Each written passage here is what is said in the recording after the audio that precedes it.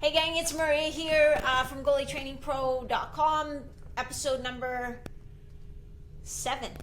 I lied. In the description I said 6. Episode 7 of Goalie Training Pro TV. Today we're talking about all things hips, and we're really going to talk a lot about the pelvis, which reminds me that I, again, forgot something.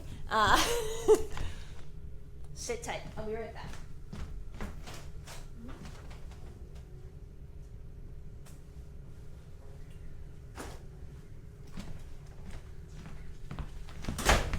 This is what I forgot. We'll talk about it later.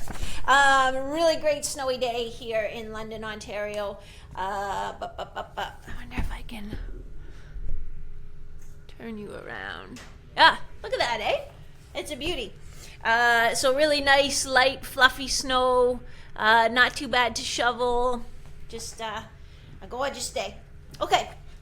So, like I said, we're going to talk about the most important joint in a goalie's body, without doubt, because if there's a dysfunction at the hip, even if you're not getting hip pain, it's going to lead to injury or compensations and eventual injury at your knee, your ankle, your back, anywhere sort of above and below the chain. So, it's like you know, and I'm talking about injury, not sort of, well, sometimes it's sore and sometimes it's stiff, and it's what you do to your hips is unbelievable. It's like a baseball pitcher's shoulder. So I don't know that there is a Major League Baseball pitcher who doesn't have some shoulder aches and pains from time to time, but I'm talking about a real true injury. I mean, you can't be successful if you have an injury to your shoulder as a pitcher or an injury to a hip as a goaltender.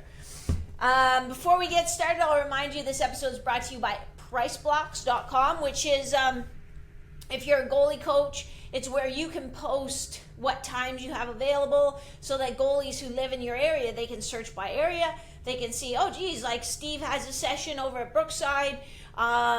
He's available at 3 o'clock tomorrow. That actually works perfectly for me. It costs whatever, $8 million an hour. That's exactly what I wanted to spend. You can book your appointment. You pay for it right there. You're all set up. You're good to go. As from a coach's perspective, it makes it easy because, again, they're not having people phone you and then you're calling them back and giving them the option of times, but they're not there or they don't pick up because who picks up their phone anymore? And then they have to call you back and you're kind of in limbo. This way, you just put it all out there. It's easy to find. You know when you have an appointment. It tells you right away. You have collected payment. So, again, you're not at the rink like, hey, do you have your credit card? Oh, no, like my mom has a credit card. She'll pay you when she picks me up. It just makes it easy. So it's priceblocks.com. It's created by Mike Valley. He was the head of goaltending development for the Dallas Stars up until last season. He's the guy that put it together. So he knows he knows your pain. Okay, let's talk first about the hip structure. So I printed off some audiovisual aids, and then I also borrowed Brian's pelvis. I don't mean really actually Brian's pelvis. I mean Brian's model of pelvis. See what I did there? But Brian's the physio that works with me at Revolution. We're separate entities, but we work together. So this is your pelvis. I just want to see, can you guys see that at all? Not so much. It looks pretty much like a white piece of paper. But basically, what I want you to take from this is that, here's your femur, here's your thigh bone, and then it has a little angle here and a ball. And that fits in to the side. I should have drawn this on the whiteboard, and I thought about it, but I was like, the pictures will be way better than my drawings. And boy, was I wrong. But that socket of your thigh bone, let me just switch your angle here. That socket of, that ball of your thigh bone fits into the socket right here of your pelvis. So this, it's like backwards when I do it, so it's weird. This is called your acetabulum. So the ball of your femur goes into your acetabulum, and then away you go and you do your thing. You do the boogie. There's also in here is sort of a cartilage ring around the rim that gives it a little more depth, but you can see that's a pretty deep socket, but there's a little cartilaginous ring that gives it some depth and a little bit of cushioning, and that is what your labrum is. So it's, it's not that big. Okay, so that's kind of the structure. So basically, this is the pelvis from the front. I'll wear it. This is the pelvis from the front. Okay, so this is my pubic symphysis, it's called. This is my tailbone. Spin it around the back. This is my tailbone right down there. This is my sacrum. This you hear of the sacroiliac joint. Well, this part of the pelvis is called the ilium, and so this is my sacroiliac joint. Let me see. So this is your sacrum. These are your coccyx. Your tailbones are actually called your coccyx. These are your lumbar vertebrae. So this would be L4, L5, and this would be S1. So a lot of disc injuries, most disc injuries happen between L4 and L5, or L5 and S1. And we'll talk about that a little later. Again, from the inside, sacroiliac joint. This is called your ASIS, this point right here, ASIS. That's your anterior superior iliac spine. That's what you feel right here. That's where your rectus femoris, which is a hip flexor and a knee extensor. So it's a quadricep muscle. It attaches all the way up here, so it flex your hip, but it also crosses your knee, so it can also extend your hip. This shows actually too, these are your discs. These are intervertebral discs. Man, this thing is full of information. These are your ischial tuberosities. Right here, that's sort of like your sit bones, and your hamstrings come up and they attach in here. I think that kind of covers it. So even the bony structure, this is all, muscle all attaches to all of this, and you can see it's full on integrated with your spine, like really crucial piece of hardware here that we need to take a look at. So I'll put that down for now.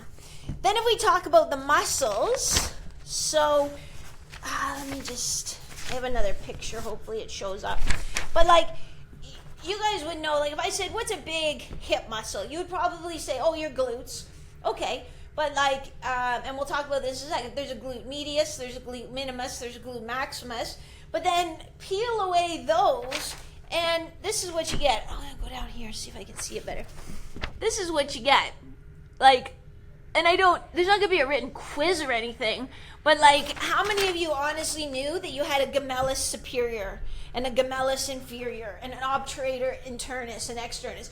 So I want you to just get a sense of all the stuff that is in there, and if you look at these muscles and you look at where they attach, we'll come back to it. If you look at where they attach, like they're attaching to your thigh bone, right? And I should point with this hand, your thigh bone. So what do they do in a position to? They're in a position to rotate that thigh bone in and out. Well, you guys do a lot of rotation of your thigh bone, when you do a butterfly or recovery, you're doing rotation at your thigh. So, these are important muscles for you. Again, like, and some people say, like, there's no rotator cuff in the shoulder. I know there's not a rotator cuff in the shoulder, but really just because nobody's called it that before. There is a rotator cuff in your hip, because it really looks very, very similar, although it's like way more complicated than the rotator cuff in the shoulder. Let's look then at, so that's just peeling away on the back side, on your rear end side. So then let's look at what's going on from the inside. Well, we've got another whole hot mess in there that looks like this. So holy crap, look at all the muscles in there. And then look at these ones. Like, look at your iliacus that crosses your hip and it attaches to your lumbar spine, to your low back vertebra. Are you kidding me? Look at the psoas. Look at the iliacus that attaches all on the inside of the ilium and then crosses the hip, and it's another hip flexor. Look at all your adductors. Look at the pectineus. Like, look at these crazy muscles. So, again, we talk about like, the team trainer says I strained my groin. Okay, well, what's your groin? Because I see a gracilis and a Dr. Magnus and a Dr. Longus and a Dr. Brevis. I see a sartorius. I see all these things. So what do you mean is involved? I see muscles, that attach all in here and then cross my hip. But then they kind of share a common insertion of a muscle that comes all the way up through me and attaches to the front of my lumbar vertebrae, and that they can flex my hip. It's crazy. So the hip's complicated. And do any of you train your gemellus? It's so complicated. It's a lot like the shoulder again, but I think it's more so because that close integration with those muscles and the torso and the spine and the pelvis, there's a lot of moving parts. So look at the anatomy, or you don't have to. I look at it for you, but I want you just to appreciate the complexity of these muscles and how important they all are, and how dysfunction in one can have, that's why, a lot of times you get someone say, I have a sore hip. Well, it might not have anything to do with your hip specifically. It might be one of these other areas, or vice versa. Okay, now it gets, that was the easy, tricky part. Now it gets even trickier, because some of the muscle actions, the muscles across your hip, some of the actions depend on the position of the joint. So we're going to go back to our friend the glutes, because they're pretty basic muscles. But this picture I chose has stripped away the glute max, so it's the red one, to show you the glute medius, and then underneath that the glute minimus, which a lot of you probably didn't even realize that you had. Well, if we look at glute med and glute minimus here, in flexion, so if I have my hip flexed, they work to, I gotta think now because I don't want to get it wrong, they work to internally rotate my hip. So they internally rotate my thigh, because it's my thigh relative to my pelvis. It's internal rotation. If I'm in extension, they work to externally rotate my hip. So, it's not even just like, oh yeah, these muscles do this. It's like, no, it depends. If the hip's in this position, they internally rotate. If it's in this position, they externally rotate. It's a little bit confusing. So I want you to appreciate how much is going on and how little attention we give it. I will bet you 47 cents that you do the same probably 4 to 6 stretches in the same position, stretching the same muscles in the same position over and over and over and over again, and then wonder, I don't know why I'm not getting a wider butterfly flare. I don't know why my hips always feel tight. I don't know why I stretch. I have a really good stretching routine. It's so good that I've been doing it the same thing for 3 years.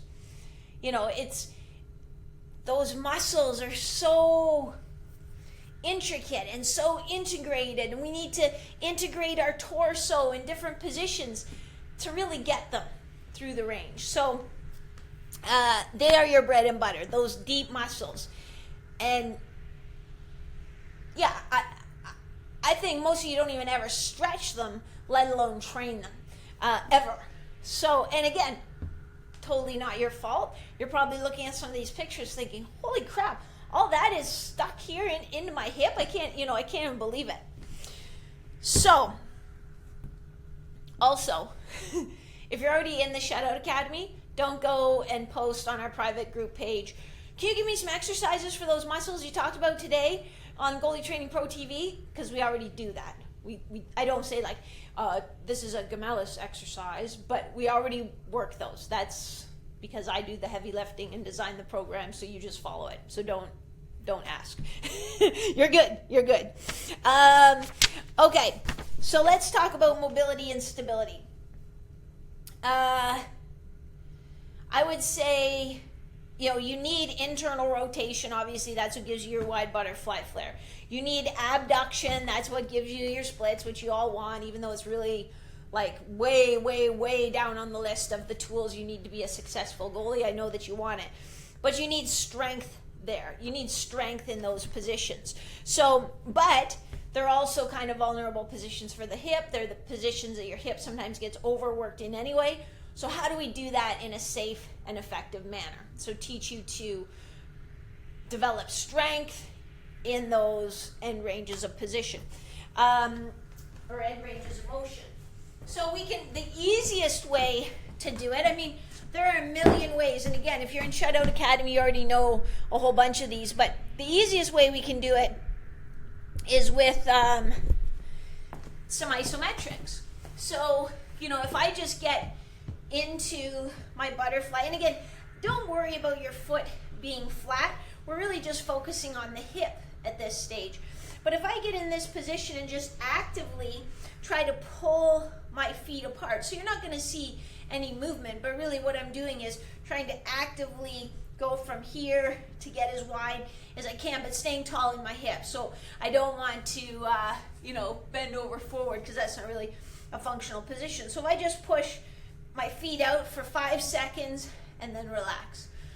Push for 5 seconds like I'm trying to make that flare wider, and then relax. That will help build some strength in those muscles, but it's pretty safe because they don't have an external load.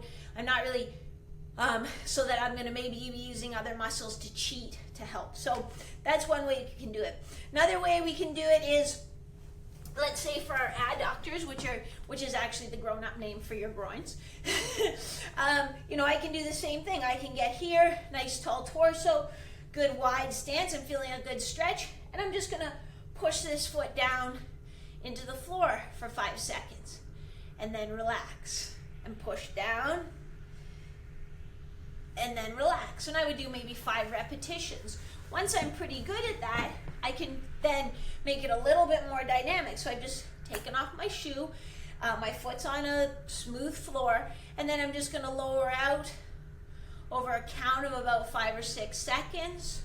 I'll use my hands to bring me back up, because I'm really just wanting to work on that lengthening action so that I'm building some strength in those lengthened and vulnerable positions.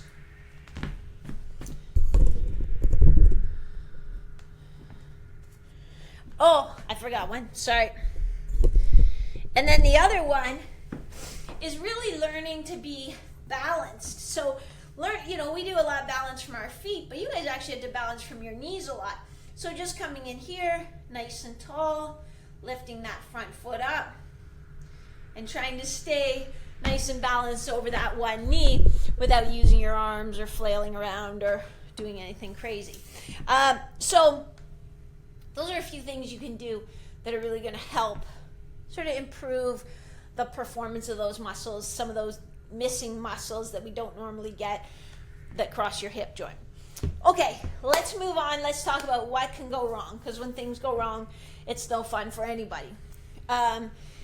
So your femur is like a long wrench, right? So think of a big, what's it called, like a socket wrench with a big long handle. So we've been changing tires up here in Canada land, taking off our summer tires, putting on our winter tires. So you get those lug nuts are hard to get off, so you get a wrench with a long lever so you can generate a lot of torque. Well, that wrench with a long lever is a lot like your femur, right? So the ball goes in here, that's the socket, and then you've got this long wrench handle here. Well, so it can torque your pelvis too. So then we do crazy things like we go into the reverse VH, we get a rotation here, we get this skate out, we brace, we kind of sit our hips back, and we try to block at that post. Well, you see how much torque is on my hips through that long lever, that long socket wrench of my pelvis, it's a lot. It's in here and it's going, it's twisting my pelvis like that. So that's not a very nice thing to do. And you can see how, I mean, this one has little screws holding it together. Ours doesn't. Ours has kind of a cartilaginous fusions. So you can see in there, like, this isn't all one bone. These are separate bones that are kind of fused together. So when we get in there and do our reverse VH and torque on that thing, we can actually bend this pelvis out of alignment. You can even see in the model, this is a good anatomical model, but like if I twist it, you know, I can actually torque it a little bit. So, okay, big deal, whatever. Torque your pelvis, go ahead, knock yourself out. Well, if I think back to like 10 minutes ago, when we talked about all the muscles that cross our pelvis or attach to our pelvis, well, we've got that, let's say we've got that rectus femoris that attaches here and goes across and crosses our knee. Well, if I torque my pelvis this way so that this side sits forward a little bit and this side sits back a little bit, well, now this rectus femoris is a little bit looser. This rectus femoris is a little bit tighter. It is going to change the tension on my hamstrings too. This hamstring is going to feel a little bit tighter. This one's going to feel a little looser. And when I move, I'm going to be pulling in a off balance kind of way.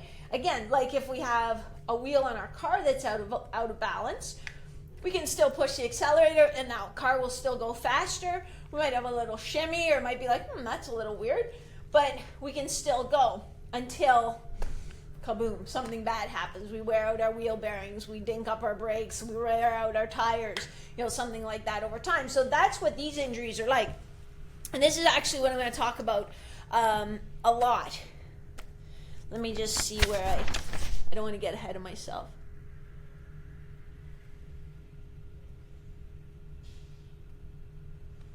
Okay, I think we'll talk about it now.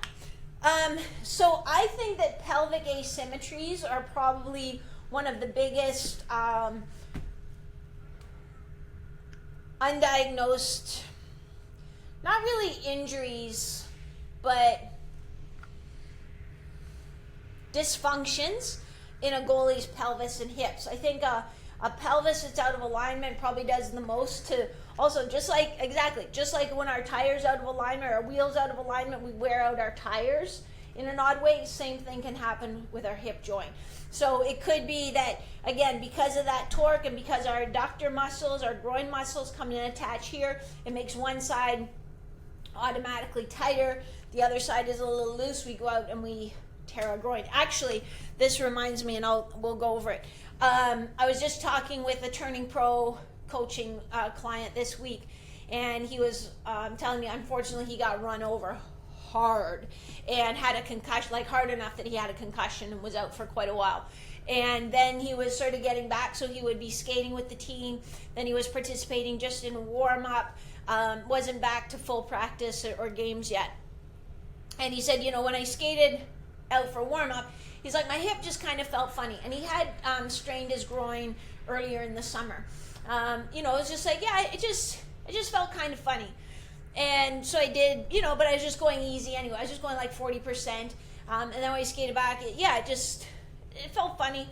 Then he did get cleared to go back, and I can't remember if it was practice or a game. But anyway, when he got up to full speed, he tweaked that groin again. And so we were talking about, geez, you know, it's weird that after being off that it would be tight because, you know, because he was like, it felt like it did in the summer. And it's like, that's kind of weird because you weren't really doing anything. Maybe it was scar tissue, maybe it was this, maybe it was that. But then it kind of dawned on me that, okay, what started this all is he got run over bad. And he got a concussion, which is the number one concern. We want to make sure that those symptoms are looked after. So we've kind of forgot, like, okay, what else could have happened to this guy when he got smashed into by like a 200-pound skater going full blast? So my bet is he's got a really good physio at home. He's going to see him later this week. My bet is that he torqued his pelvis in that collision, and that's why he's tweaked his groin now. So those pelvic asymmetries, I think every single goalie has them and gets them, and that's why I think it's worthwhile too. Just like you know, we go to a strength coach, that you see a physiotherapist maybe once a month, in particular during the season, because even your positions like the reverse VH, those kinds of positions, or you know, just you're trying to get a puck and you kind of fall over this way or that way, or you get pushed one way or the other, you can torque your pelvis out of alignment. Okay, then we're going to talk about FAI, femoral acetabular impingement syndrome. And it makes you guys scared, and I think some of you bury your head in the sand because you just think, well, if I don't see it or think about it, then I won't get it, which is, unfortunately, with this type of injury, the absolute worst thing that you could do. Strength training won't prevent it. If you have a true FAI, limiting the amount of force and the positions that you put it in, or limiting the amount of force into end range and the positions you put it into, that will help spare your joint and save your joint. So for these athletes, it really is finding a way to work around it. So let's talk about what it is. So femoral acetabular impingement is so it's just exactly what it sounds like. Femoral, your femur, acetabular, your acetabulum, there's an impingement. So you can have, we don't all, when we're made, it's like there's a bucket of, you know, perfectly shaped acetabulums that go with the perfectly matched acetabulums that go with the perfectly matched femoral head. They kind of develop on it. Imagine like we develop from like 2 cells. So how is everything going to be perfect? So there are 2 kinds of impingement. One is called a cam impingement, and one is called a pincer impingement. So basically, and a lot of times you'll have them both, but a cam impingement is where the head of the femur is kind of an odd shape and it rubs on the acetabulum and gums things up a little bit. It rubs on it. It's not a smooth joint. And then there's a pincer, which is basically the acetabulum has a little hitch and it's giddy up, and it butts up on the femur and limits your range of motion. So the worst thing we can do with athletes like that is to be like, well, let's just really try and get your deep squat better. You know, so these will be athletes that just, you know, they'll squat and they'll just like I'm stuck. I can't. You know, you say, well, what limits you? I don't know. It just won't go. Okay, well, let's like lift your heels and really try to get you squatting deeper and really like stretch you hard. And, you know, it won't work because we're butting into bone. Now, there is a little bit of a glide in the hip joint. So sometimes your femur can sort of be stuck to the front or stuck to the back, and that will limit range of motion.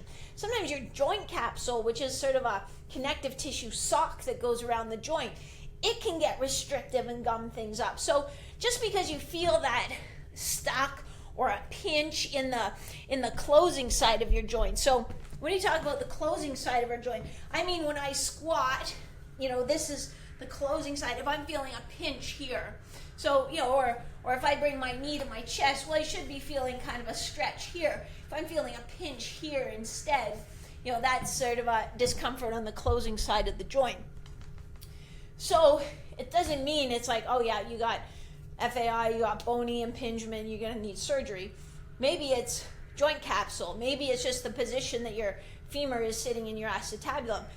So a good physiotherapist with manual skills, a good manual therapist can actually mobilize that joint and get it moving for you. And you'll know because you'll just get up off the table and be like, oh, that's way, way, way better. So don't worry about, you know, don't bury your head in the sand because you're afraid of it. So trying to force your body into a range that your joint doesn't have, then what happens? So we just try to keep getting it. We try to keep getting it. So we're just butting in to that. We're smashing those bones together.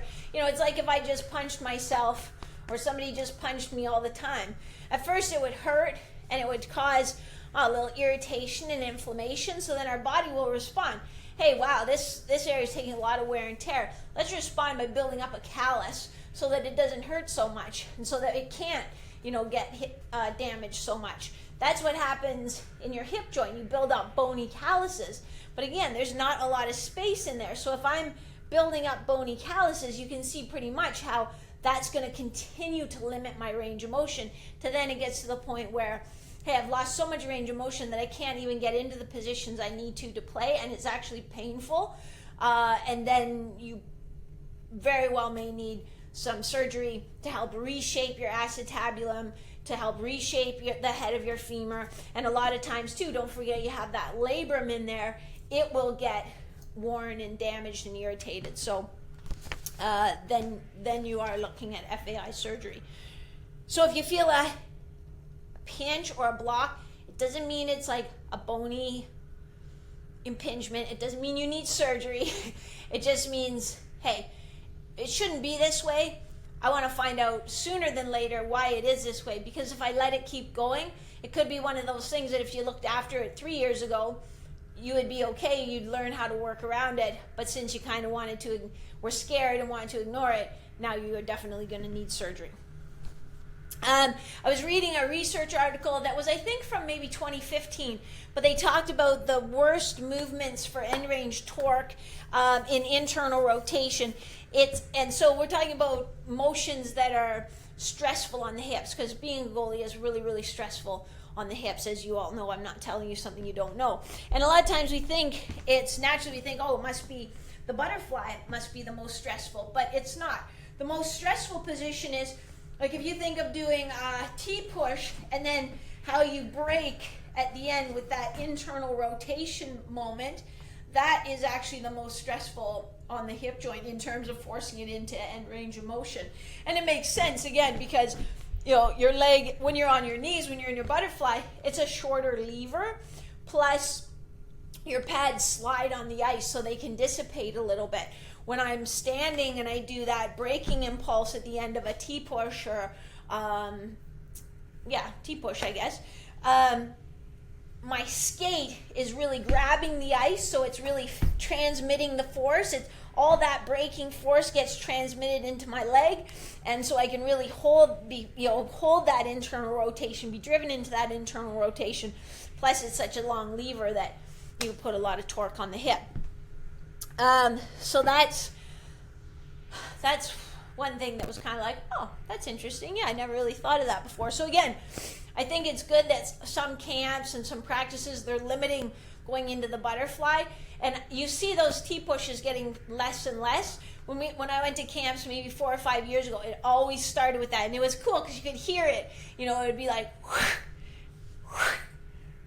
it sounded really good, but it's also a lot of torque. And so that's also part of the reason why, I've stopped talking quite so much about big, powerful pushes and learning how to use just those quick impulses. Like I talk about, we had our goalie group in last night. We were talking about Bruce Lee's 1-inch punch. So Bruce Lee's 1-inch punch was that he could knock a guy over with just a 1-inch punch rather than a boom. And it's like, that's kind of what we want, what you want as a goalie. You don't need to push as hard as you can to go from post to post. I can go beyond post to post, pushing not as hard as I can. So you guys go way further than that. You need just that right amount of force, that quick power to get me from here to here. It's also beneficial from a strategic standpoint, and I didn't come up with this. I learned this from the guys at the Network Goaling, at the Access Management NHL camp and the Network Goaltending Symposium. When we do those big power pushes, then we're left open too. So if I push, either, I guess we'll go standing, but if I'm pushing here and getting a big power push, well, I've opened up here and I have to close here. Whereas if I can just get that quick push, I'm not as open as long, and I don't have as much distance to close. So strategically, it makes sense too. Plus, it's like you're not creating all this energy that takes muscle energy to develop. So you're using up more energy. It's more fatiguing. But then also you have to dissipate it, which also takes muscular energy to decelerate. So we want to get those quick pushes so we're not just burning up energy and adding more stress to our hip.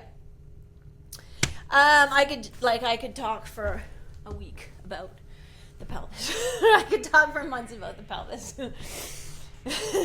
When I met Carey Price this summer, I was like, and his dad was there too. His dad's just a lovely man. You can see why Carey is such a nice man. His dad is just lovely. But anyway, I said, nice to meet you, because I spent a lot of time thinking about your pelvis.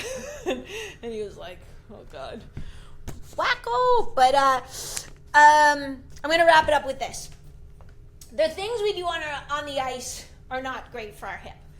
And I do see some ways around it,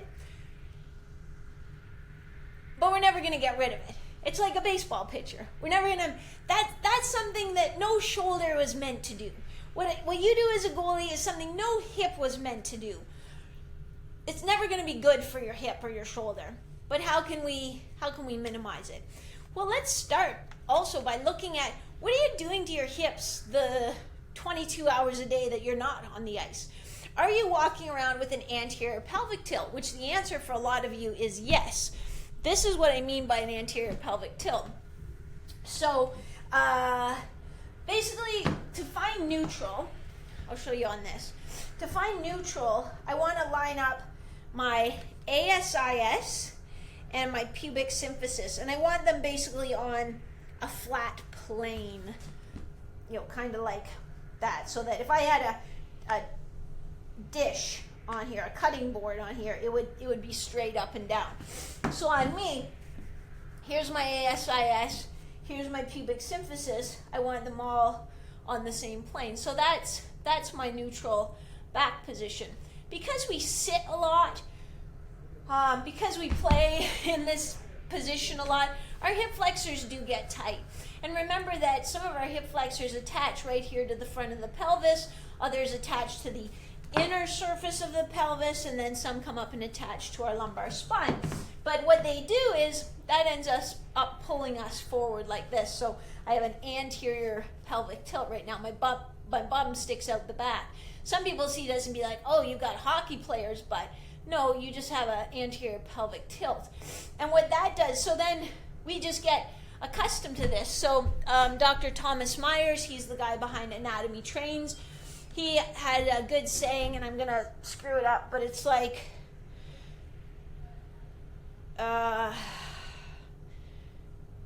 habit creates posture. Posture creates structure. So if our habit is to, always be in this anterior pelvic tilt, and then that dictates our posture. So then really our standing comfortable posture becomes something like this. It just feels normal. But then that dictates our structure. So then these muscles just shorten because that's what they're told to do. These lengthen out because that's what they're told to do. My abdominal wall lengthens out, which makes my core weak because that's just what we're telling it to do. So then we get on the ice and we start trying to play hockey, and net in particular.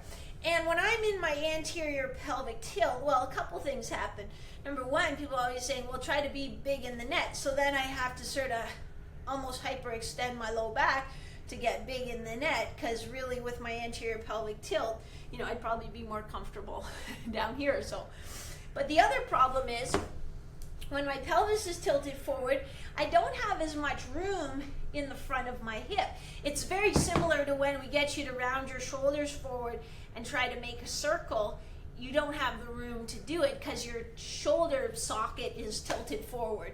If I pull it back and get it neutral, I can make a really nice circle. So it's kind of the same type of thing. So when my pelvis is tilted forward and I try to recover my skate underneath me, I don't have as much room there. I could be bashing the front of my femur off the front of my acetabulum, off the front of my hip joint. So then one of two things happen.